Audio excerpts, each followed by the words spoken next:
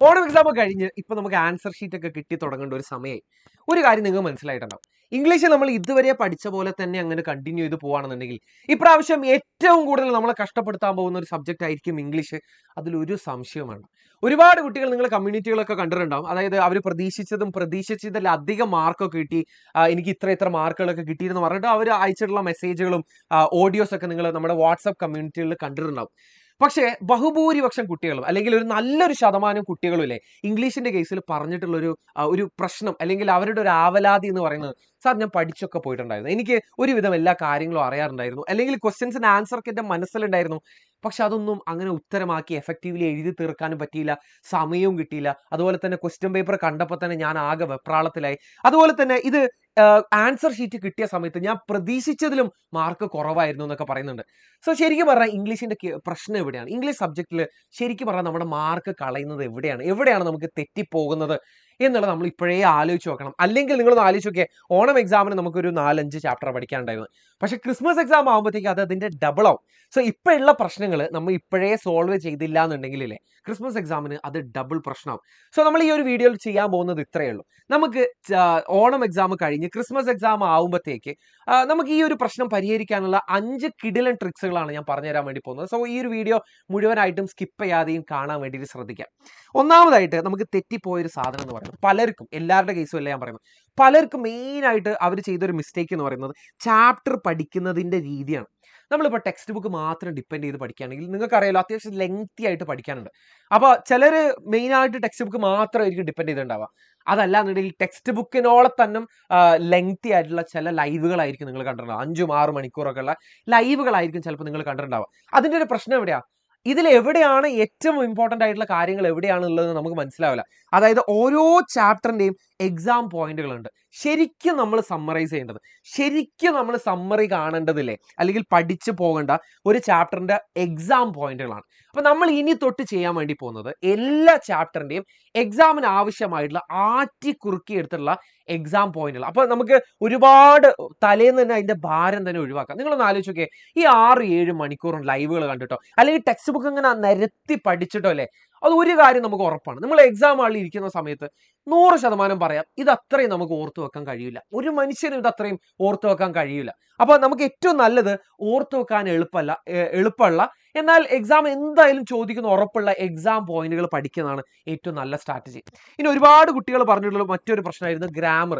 ഇപ്പൊ ഗ്രാമറിൽ തന്നെ എനിക്ക് പേഴ്സണലി വന്ന കുറേ മെസ്സേജുകൾ ഇങ്ങനെ ഉണ്ടായിരുന്നു. അതായത് സാർ ഇതിന്റെ റൂൾസ് ഒക്കെ ഞാൻ പഠിച്ചിട്ടുണ്ടായിരുന്നു, ഒരു 1-2 ക്വസ്റ്റ്യൻസ് ഒക്കെ ഞാൻ ഇത് ചെയ്ത് പോയിട്ടുണ്ടായിരുന്നു, പക്ഷെ അവിടെ എത്തിയപ്പോൾ ഇതൊരു പുതിയ ചോദ്യം പോലെ ഉണ്ടായിരുന്നു, അല്ലെങ്കിൽ ഇതെന്തോ ഒരു മുഖപരിചയം ഇല്ലാത്ത പോലെ ഗ്രാമർ ക്വസ്റ്റ്യൻസ് കണ്ട സമയത്ത് എനിക്ക് തീരെ അത് അറ്റംപ്റ്റ് ചെയ്യാൻ വേണ്ടി പറ്റിയില്ല. പിന്നെ എൻ്റെ ഒരു കോൺഫിഡൻസ് ഒക്കെ പോയി, ഇതാണോ അതാണോ ശരി എന്നുള്ളത് തീരെ മനസ്സിലാകുന്നില്ല. എന്താ പ്രശ്നം? ശരിക്കും പറഞ്ഞാൽ നമ്മൾ അങ്ങനെ ഒരു റൂള് മാത്രം പഠിച്ചിട്ടോ ഒരു 1-2 എക്സാമ്പിൾ മാത്രം നോക്കിയതുകൊണ്ട് ഗ്രാമർ ക്വസ്റ്റ്യൻസ് നിങ്ങൾക്ക് ചെയ്യാൻ വേണ്ടി പറ്റുമോ? ഇല്ല. നമുക്ക് റെഗുലർ ആയിട്ടുള്ള അറ്റ്ലീസ്റ്റ് ഒരു 1-2 ദിവസം കൂടുമ്പോഴെങ്കിലും നമ്മളൊരു ഗ്രാമർ ക്വസ്റ്റ്യൻസ് ചെയ്യുക എന്നുള്ള രീതിയിലേക്ക് പോയെങ്കിലേ ക്രിസ്മസ് എക്സാം ആകുമ്പോഴത്തേക്ക് ഈ ഒരു പ്രശ്നം നമുക്ക് പരിഹരിക്കാൻ പറ്റുള്ളൂ. ഇതിന് ഏറ്റവും നല്ലൊരു എക്സാമ്പിൾ ഞാൻ പറഞ്ഞുതരാം. നിങ്ങൾ ഒരു പുൽമൈതാനം ആലോചിക്കുക. ഈ പുൽമൈതാനത്ത് മൊത്തം പുല്ലാട്ടോ, മൊത്തം പുല്ലാണ്, അതിൽ വേറെ വഴിയൊന്നുമില്ല. നിങ്ങൾ ഒരു ദിവസം തൊട്ട് ഇങ്ങനെ ഒരു പ്രത്യേക ഒരു പാത്തിലൂടെ എല്ലാ ദിവസവും ഇങ്ങനെ പോവാണ്. സ്വാഭാവികമായിട്ടും അവിടെ ഒരു വഴി രൂപപ്പെട്ടു വരും. അത് നമുക്ക് എല്ലാവർക്കും അറിയുന്ന കാര്യമാണ്. ഇതുപോലെയാണ് നമ്മുടെ ബ്രെയിനകത്ത് സംഭവിക്കുന്നത്. നമ്മുടെ ബ്രെയിനകത്ത് ഒരു പാറ്റേൺ രൂപപ്പെട്ടെങ്കിലേ നമുക്കൊരു കാര്യം പെട്ടെന്ന് മനസ്സിലാവുള്ളൂ. ഇപ്പൊ നമ്മൾ എല്ലാ ദിവസവും ബ്രഷ് തേക്കുമ്പോൾ അത് ആലോചിക്കുന്നുണ്ട്, ഇല്ല, ബ്രഷ് തേക്കാൻ ഒരു പ്രത്യേക പാറ്റേൺ അവിടെ ഓൾറെഡി ഉണ്ടായിപ്പോയി. അപ്പൊ നമ്മൾ ഇത് എന്നും ചെയ്യുന്ന നേരം എല്ലാ ദിവസവും റെഗുലർലി അത് റിപ്പീറ്റ് ചെയ്യുമ്പോഴാണ് ഇതുപോലൊരു പാറ്റേൺ അല്ലെങ്കിൽ ഒരു പാത്ത് വേ ക്രിയേറ്റഡ് ആകുന്നത്. അപ്പൊ നമ്മൾ പിന്നെ ഇതൊരു ഓട്ടോമാറ്റിക് സിസ്റ്റത്തിലേക്കാവും. അതായത് ഒരു ഗ്രാമർ ക്വസ്റ്റ്യൻ കാണുമ്പോൾ തന്നെ നമുക്ക് അതിന് ഉത്തരം പെട്ടെന്ന് തന്നെ മനസ്സിലാവും. അതിന് നിങ്ങൾ റെഗുലർലി പ്രാക്ടീസ് ചെയ്യണം. സോ നിങ്ങൾ സ്വയമേ പ്രാക്ടീസ് ചെയ്യുന്നതിന് ചിലപ്പോൾ നിങ്ങൾക്ക് ഒരുപാട് ലിമിറ്റേഷൻസ് ഫീൽ ചെയ്യുന്നുണ്ടാവും. അതിന് വേണ്ടിയിട്ടാണ് നമ്മൾ എജു പോർട്ടലിൽ ഇംഗ്ലീഷ് ക്ലബ്ബുകൾ നമ്മൾ ഓർഗനൈസ് ചെയ്തിട്ടുള്ളത്. ഇതിന്റെ ഉദ്ദേശം ഇത്രയേ ഉള്ളൂ. അതായത് വെരി ബേസിക് ലെവലിൽ നിന്ന്, അതായത് ഏറ്റവും നിങ്ങൾക്ക് ഇംഗ്ലീഷ് ഗ്രാമർ ഒരു തേങ്ങ അറിയില്ല എന്നുള്ള ഒരു സ്റ്റേറ്റിൽ നിന്ന് കോൺഫിഡൻസ് കൂട്ടി കൂട്ടി കൂട്ടി വന്നിട്ട് നമ്മൾ ക്രിസ്മസ് എക്സാം ആകുമ്പോഴത്തേക്ക് അവിടെ എന്താണോ ചോദിക്കാൻ പോകുന്നത് അത് അത്രയും നമുക്ക് ഒരൊറ്റ ഗ്ലാൻസിൽ ഒരൊറ്റ നോട്ടത്തിൽ നമുക്ക് തിരിച്ചറിയാൻ പറ്റുന്ന ഒരു കോൺഫിഡൻസിൽ എത്തിക്കുക എന്നുള്ളതാണ് ഇംഗ്ലീഷ് ക്ലബിന്റെ ഉദ്ദേശം. അതിൽ സ്വാഭാവികമായിട്ടും ഡിസ്കോഴ്സുകളുടെ ലൈവുകൾ ഉണ്ടാവും, അതുപോലെ തന്നെ നിങ്ങൾക്ക് ഗ്രാമറിന്റെ ലൈവുകൾ ഉണ്ടാവും. ഇതിപ്പോൾ എക്സ്ക്ലൂസീവ്ലി നമ്മൾ ഫാസ്റ്റ് ട്രാക്ക് ബാച്ചിനാണ് നമ്മൾ പ്രൊവൈഡ് ചെയ്യുന്നത്. സോ ഫാസ്റ്റ് ട്രാക്ക് ബാച്ചിനെ കുറിച്ചിട്ട് നിങ്ങൾ സീരിയസ് ആയിട്ടൊന്ന് അറിയണം, അതിനെ കുറിച്ചിട്ട് ഞാൻ വഴിയെ പറയാം. അടുത്തതായിട്ട് മൂന്നാമത്തെ ഒരു പ്രശ്നം നമുക്ക് റൈറ്റിംഗ് പ്രാക്ടീസ് ഇല്ലാത്തതാണ്. നമ്മളിത് കെമിസ്ട്രിയോ മാത്സോ ബയോളജിയോ സോഷ്യൽ സയൻസോ പഠിക്കുന്ന പോലെ അല്ല. ഇവിടെ നമ്മൾ എഴുതിയുള്ള ശീലം ഉണ്ടെങ്കിലേ നമുക്ക് ഇവിടെ വർക്കാവുള്ളൂ. അതുകൊണ്ട് എല്ലാ ദിവസവും നമുക്ക് ചെയ്യാൻ പറ്റുന്ന ഒരു കാര്യം എന്താ പറയുക, ഒരു 10 മിനിറ്റ് ടെക്സ്റ്റ് ബുക്ക് വായിക്കുക. 10 മിനിറ്റ് ടെക്സ്റ്റ് ബുക്ക് വായിക്കുന്ന സമയത്ത് സ്വാഭാവികമായിട്ടും ഇല്ലേ അതിൽ നിങ്ങൾ ഒരുപാട് പുതിയ വാക്കുകൾ കാണും. വൊക്കാബുലറി എന്നാണ് ഇതിന് പറയാം. വൊക്കാബുലറി അതായത് പുതിയ വാക്കുകളുടെ ഒരു സമ്പത്തിനെയാണ് വാക് സമ്പത്ത് എന്ന് നമ്മൾ മലയാളത്തിൽ പറയും. ഈ വാക് സമ്പത്തുകൾ നിങ്ങൾ എഴുതി വെക്കുക ഒരു നോട്ട്ബുക്കിൽ. ഇനി അത് വെച്ചിട്ട് നിങ്ങൾക്ക് കുഞ്ഞു കുഞ്ഞു സെന്റൻസുകൾ ഉണ്ടാക്കാൻ വേണ്ടി പറ്റും. ഒരു 10 മിനിറ്റ് നിങ്ങൾ വായിക്കും, ഒരു 10 മിനിറ്റ് നിങ്ങൾക്ക് എഴുതുകയും ചെയ്തൂടെ. 20 മിനിറ്റ് മാത്രം നിങ്ങൾക്ക് ഒരു ദിവസം സ്പെൻഡ് ചെയ്താൽ മതി. അറ്റ്ലീസ്റ്റ് നിങ്ങൾ ഒരു ഓൾട്ടർനേറ്റീവ് ഡേയ്സിൽ ഒന്നരാടെങ്കിലും നിങ്ങൾ ഇത് പ്രാക്ടീസ് ചെയ്യണമെന്നുണ്ടെങ്കിൽ അല്ലേ ക്രിസ്മസ് എക്സാമിന് ഇനി ഏകദേശം ഒരു 120 ദിവസങ്ങളോളം ഉണ്ട്, അല്ലെങ്കിൽ 100 ദിവസം എന്തായാലും ഉണ്ട്. ഈ 100 ദിവസം കൊണ്ടില്ലേ നിങ്ങൾ വേറെ റേഞ്ച് പോകും. 20 മിനിറ്റ് നിങ്ങൾ സ്പെൻഡ് ചെയ്താൽ മതി. അതുപോലെ തന്നെ നമുക്ക് ചെയ്യാൻ പറ്റുന്ന വേറൊരു കാര്യമാണ് എക്സാം ഹോളിൽ എന്തൊക്കെ ശ്രദ്ധിക്കണം എന്നുള്ളത് ഓൾറെഡി പ്ലാൻ ചെയ്ത് വെക്കല്. കാരണം എക്സാം ഹോളിൽ നിന്നാണ് എല്ലാം താളം തെറ്റിപ്പോകുന്നത്. നമുക്ക് സമയം കിട്ടൂല, നമുക്ക് വെപ്രാളവും, നമുക്ക് ചോദ്യം കാണുന്ന നേരം നമുക്ക് മനസ്സിലാവില്ല, അങ്ങനെ കുറേ പ്രശ്നങ്ങളുണ്ട്. ഇതിന്റെ മെയിൻ പ്രശ്നം എന്താണെന്ന് അറിയാം, നമുക്ക് ക്വസ്റ്റ്യൻ പേപ്പർ വായിക്കുന്നതിന്റെ രീതികൾ അറിയാത്തതാണ്. ക്വസ്റ്റ്യൻ പേപ്പർ കിട്ടിക്കഴിഞ്ഞാൽ ആ കൂൾ ഓഫ് ടൈം കൃത്യമായിട്ട് ഉപയോഗിക്കണം. അതുപോലെ ചോദ്യങ്ങൾ വായിക്കുന്ന സമയത്ത് നമ്മുടെ മനസ്സിലെ ഒരു ഓർഡർ വേണം. ആദ്യം ഏതാണ് എഴുതാൻ വേണ്ടി പോകുന്നത്, രണ്ടാമത് ഏതാണ് എഴുതാൻ വേണ്ടി പോകുന്നത് എന്നുള്ള ഒരു കൃത്യമായ ഒരു ഓർഡർ നമ്മുടെ മനസ്സിൽ വേണം. ഇത് എന്ത് അടിസ്ഥാനത്തിലാണ് നമ്മൾ ഓർഡർ ആക്കുന്നത്? ആ ചോദ്യം വായിക്കുമ്പോൾ തന്നെ 3 കാര്യങ്ങൾ നമുക്ക് മനസ്സിലാവണം. ഇത് എത്ര മാർക്കിന് ചോദിക്കുന്ന ക്വസ്റ്റ്യനാ, ഇത് ഏത് ചാപ്റ്ററിൽ നിന്ന് ചോദിക്കുന്ന ക്വസ്റ്റ്യനാ, ഇത് ഏത് ഡിസ്കോഴ്സിൽ നിന്ന് ചോദിക്കുന്ന ക്വസ്റ്റ്യൻ ആണെന്നുള്ളത് മനസ്സിലാവണം. ഇത് മനസ്സിലായിട്ടില്ലേ നമ്മൾ ഇത് വായിക്കുമ്പോൾ തന്നെ നമുക്ക് മനസ്സിലാവും ഇത് എത്രത്തോളം എനിക്കറിയാന്നുള്ളത്, അല്ലെങ്കിൽ ഇത് എഴുതാനുള്ള കോൺഫിഡൻസ് എനിക്ക് എത്രത്തോളം ഉണ്ടാവും എന്നുള്ളത് ക്വസ്റ്റ്യൻ വായിക്കുമ്പോൾ തന്നെ നിങ്ങൾക്ക് ഒരു ഐഡിയ കിട്ടും. അതിന്റെ അടിസ്ഥാനത്തിലാണ് നമ്മൾ ഇതിന് ഓർഡർ ആക്കേണ്ടത്. അതായത് ഏറ്റവും കോൺഫിഡൻസ് ഉള്ളതും ഏറ്റവും മാർക്ക് കൂടിയതുമായിട്ടുള്ള ചോദ്യങ്ങൾ ആദ്യം തന്നെ എഴുതാൻ ശ്രദ്ധിക്കുക. അല്ലെങ്കിൽ നിങ്ങളൊന്ന് ആലോചിച്ച് നോക്കിയേ, 4 മാർക്കിന്റെ ചോദ്യത്തിന് ചിലപ്പോൾ നിങ്ങൾ കോൺഫിഡന്റ് ആയിട്ട് ചിലപ്പോൾ ഒരു 2 പേജ് തന്നെ എഴുതി വെച്ചിട്ടുണ്ടാവും. ചിലപ്പോൾ ഒരു 8 മാർക്കിന് ചോദിക്കുമ്പോൾ ചിലപ്പോൾ ഒരു അര പേജ് എഴുതാനുള്ള സമയം ഉണ്ടാവുള്ളൂ.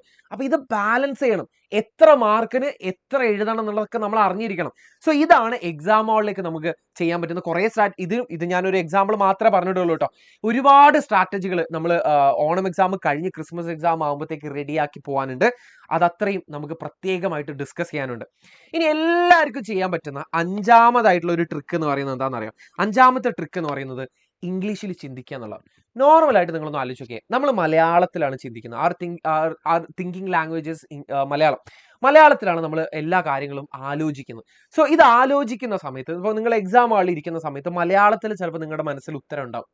പക്ഷേ ആ ഉത്തരത്തിന് ഇംഗ്ലീഷിലേക്ക് ട്രാൻസ്ലേറ്റ് ചെയ്യുന്ന സമയത്ത് അവിടെ കുറേ സമയം എടുക്കുന്നുണ്ട്. ഈ സമയം എടുക്കുന്നതുകൊണ്ടാണ് നമ്മൾ 4 മാർക്കിന്റെ ഒരൊറ്റ പാരഗ്രാഫ് എഴുതാനും ചിലപ്പോൾ നമുക്ക് ആ ഒരു 10, 15, 20 മിനിറ്റ് എടുക്കുന്നത്. അത്രയും സമയം എടുക്കാൻ പാടില്ലെങ്കിൽ കൂടെ. സോ ഈ ഒരു സമയം എടുക്കുന്നത് കുറയ്ക്കൽ എങ്ങനെയാ? നമുക്ക് ഇംഗ്ലീഷിൽ തന്നെ ചിന്തിച്ചിട്ടുള്ള ഒരു പ്രാക്ടീസ് വേണം. എന്താ ചെയ്യുക? നിങ്ങൾ വെറുതെ കിളി പോയിരിക്കുന്ന സമയത്തില്ലേ ഇംഗ്ലീഷിൽ ഇങ്ങനെ കുഞ്ഞു കുഞ്ഞു സെന്റൻസുകൾ ഉണ്ടാക്കാൻ വേണ്ടി നോക്കുക. അങ്ങനെ നിങ്ങൾ ശ്രമിക്കുന്ന നേരമല്ലേ നിങ്ങൾക്ക് ഒരു കാര്യം മനസ്സിലാവും, ചില വാക്കുകളുടെ ഒന്നും ഇംഗ്ലീഷ് നിങ്ങൾക്ക് തീരെ അറിയുന്നുണ്ടാവില്ല. അതൊക്കെ ഒന്ന് പോയി ഗൂഗിൾ ചെയ്ത് നോക്കുക. അപ്പൊ ഇതിന്റെ ഒരു പ്രത്യേകത എന്താന്ന് വെച്ചാൽ നിങ്ങളെ ആരും പഠിപ്പിക്കുകയല്ല, നിങ്ങൾ നിങ്ങളെ തന്നെയാണ് പഠിപ്പിക്കുന്നത്. ഇതാണ് ഏറ്റവും എഫക്റ്റീവ് ആയിട്ടുള്ള മെത്തേഡ് എന്ന് പറയുന്നത്. ഞാൻ ഇംഗ്ലീഷ് പഠിച്ചതും ഇങ്ങനെ തന്നെയാണ്. എന്നെ പോലെ ഒരുപാട് ആളുകൾ ഇങ്ങനെയാണ് ഇംഗ്ലീഷ് പഠിച്ചത്. അപ്പൊ നിങ്ങളോട് ഞാൻ ഒരു കാര്യം പറയട്ടെ, ഇത് അത്രയും നിങ്ങൾക്ക് എഫക്റ്റീവ്ലി ചെയ്യാൻ വേണ്ടിയിട്ടുള്ള ഏറ്റവും നല്ല പ്ലാറ്റ്ഫോമാണ് ഫാസ്റ്റ് ട്രാക്ക് ബാച്ച് എന്ന് പറയുന്നത്. ഫാസ്റ്റ് ട്രാക്ക് ബാച്ച് ആ പേര് സൂചിപ്പിക്കുന്ന പോലെ തന്നെ ക്രിസ്മസ് എക്സാം ആകുമ്പോഴത്തേക്ക് നമ്മൾ കംപ്ലീറ്റ് പോർഷൻസ് കവർ ചെയ്യാന്നുള്ള ഒരു ഉദ്ദേശത്തിലാണ് നമ്മൾ ഇത്രയും ഫാസ്റ്റ് ട്രാക്ക് ബാച്ച് എന്നുള്ള പേര് കൊടുത്തത് തന്നെ. അപ്പോൾ ക്രിസ്മസ് എക്സാം ആകുമ്പോഴത്തേക്ക് നിങ്ങൾക്ക് ഒരു വർഷം ഈ ഒരു അക്കാഡമിക് ഇയർ പഠിക്കാനുള്ള മൊത്തം കാര്യങ്ങൾ നിങ്ങൾക്ക് ഫിനിഷ് ചെയ്യാം. ജാനുവരി തൊട്ടിട്ട് പിന്നെ നമ്മൾ റിവിഷൻ ആയിരിക്കും. ഇപ്പൊ ഇംഗ്ലീഷിന്റെ കേസിൽ വരികയാണെങ്കിൽ നമുക്ക് ഇംഗ്ലീഷ് ക്ലബ്ബുകളുണ്ട്, ഡിസ്ക്രിപ്റ്റീവ് എക്സാമുകളുണ്ട് റൈറ്റിംഗ് പ്രാക്ടീസിന് വേണ്ടിയിട്ട്. അങ്ങനെ ബാക്കിയുള്ള നിങ്ങളുടെ ഗ്രാമർ ആയിക്കോട്ടെ ഡിസ്കോസ് ആയിക്കോട്ടെ കുഞ്ഞു കുഞ്ഞു പ്രശ്നങ്ങളൊക്കെ പരിഹരിക്കാൻ നമുക്ക് മെന്റേഴ്സ് ഉണ്ട്. അതുപോലെ തന്നെ നിങ്ങൾക്ക് എപ്പോഴും എൻ്റെയും വർണിത മിസ്സിൻ്റെയും സപ്പോർട്ട് ത്രൂ ഔട്ട് ഉണ്ടായിരിക്കും. സോ ഇത്രയും കാര്യങ്ങൾ നിങ്ങൾ ഒന്ന് സീരിയസ് ആയിട്ട് കൺസിഡർ ചെയ്യുക. അപ്പോൾ ഫാസ്റ്റ് ട്രാക്ക് ബാച്ചിനെ കുറിച്ചിട്ട് കൂടുതൽ അറിയാനുള്ള ലിങ്കും കാര്യങ്ങളൊക്കെ ഞാൻ താഴെ കൊടുക്കാം. എന്തായാലും നിങ്ങളൊന്ന് ചെക്കൗട്ട് ചെയ്യുക. കാരണം ഇംഗ്ലീഷ് ഇതുവരെ ഒന്നും അറിയില്ല, ഇതുവരെ ഒന്നും എനിക്ക് തലയിൽ കയറുന്നില്ല എന്ന് കംപ്ലൈൻറ്റ് പറയുന്നവർ തൊട്ട് ഒന്ന് മോഡിഫൈ ചെയ്തെടുത്തില്ലെങ്കിൽ പ്രശ്നമാവുന്നവരെ തോന്നുന്നവർക്കില്ലേ, ഫാസ്റ്റ് ട്രാക്ക് ബാച്ച് നിങ്ങൾ എന്തായാലും ഹെൽപ്പ് ചെയ്യും, അത് ഷുവറാണ്. അപ്പോൾ അതൊന്ന് ചെക്കൗട്ട് ചെയ്യാം. ഇനി അവസാനമായിട്ട് പറയാനുള്ളത് ഇത്രയേ ഉള്ളൂ. നിങ്ങൾക്ക് ഇൻ കേസ് ഇംഗ്ലീഷ് ഇപ്രാവശ്യം കുറച്ച് മാർക്ക് കുറഞ്ഞിട്ടുണ്ടെങ്കിൽ ഒരു ടെൻഷനും ആവണ്ട. ഞാനും ഇതേ ഒരു സ്റ്റേറ്റിലൂടെ കടന്നു പോയതാണ്. അതായത് നമ്മളൊക്കെ ചിലപ്പോൾ സാധാ ഗവൺമെൻറ് സ്കൂളിലൊക്കെ പഠിച്ചിട്ടായിരിക്കും എന്താണ്, അല്ലെങ്കിൽ ഇപ്പോഴും സാധാ ഗവൺമെൻറ് സ്കൂളിലായിരിക്കും പഠിക്കുന്നുണ്ടാവുക. അവിടെ ഇംഗ്ലീഷിന് അത്ര പ്രാധാന്യം ഉണ്ടോ, അല്ലെങ്കിൽ ഒരു ഇംഗ്ലീഷ് മീഡിയം സ്കൂളിൽ കൊടുക്കുന്ന അത്രയും പ്രാധാന്യം ഉണ്ടോ എന്ന് ചോദിച്ചാൽ ചിലപ്പോൾ കുറച്ച് ഡിബേറ്റബിൾ ആയിരിക്കും. അപ്പോൾ നിങ്ങൾക്ക് ഇംഗ്ലീഷ് ഇതുവരെ പഠിക്കാൻ പറ്റാത്തത് അത് എന്തോ ആയിക്കോട്ടെ അതിൻ്റെ കാരണം. നമ്മൾ ഇനി തൊട്ട് ആ പ്രശ്നം പരിഹരിച്ചെടുക്കാൻ വേണ്ടി പോകണം. ഇനി തൊട്ട് എന്ന് പറയുമ്പോൾ നമ്മുടെ മുന്നിൽ ഒരു ഏകദേശം 3 മാസം ഉണ്ടാവില്ല, ഒരു ഒരു ഒരു 70-80 ദിവസം എന്തായാലും നമ്മുടെ മുന്നിൽ കാണാനുണ്ട്. സോ ഇത്രയും ദിവസങ്ങൾ ശരിക്കും പറഞ്ഞാൽ ധാരാളമാണ്. നമ്മൾ ഒരു ദിവസം ഒരു 10-20 മിനിറ്റ് സ്പെൻഡ് ചെയ്ത് കഴിഞ്ഞാൽ ഇത്രയും പ്രശ്നങ്ങൾ നമുക്ക് ഒഴിവാക്കാൻ വേണ്ടി പറ്റും. ഇത് നേരത്തെ ശ്രദ്ധിച്ചാൽ നമുക്ക് വലിയൊരു അപകടം ഒഴിവാക്കാം. ഇംഗ്ലീഷ് എന്ന് പറയുന്നത് നമുക്ക് എത്ര എളുപ്പമാണോ അത് പഠിക്കാൻ, അത്ര എളുപ്പത്തിൽ തന്നെ നമ്മുടെ കയ്യിൽ നിന്ന് പോകാനും സാധ്യതയുള്ള ഒരു സബ്ജക്റ്റാണ്. സീരിയസ് ആയിട്ട് കാണാം. ഫാസ്റ്റ് ട്രാക്ക് ബാച്ചിനെ കുറിച്ചിട്ട് സീരിയസ് ആയിട്ട് ആലോചിക്കുക. അതുപോലെ തന്നെ ഇനി വരാൻ പോകുന്ന ലൈവുകളിൽ കൃത്യമായിട്ട് നമ്മുടെ സ്ട്രാറ്റജികളൊക്കെ അപ്ലൈ ചെയ്യുക. All the best. ബൈ.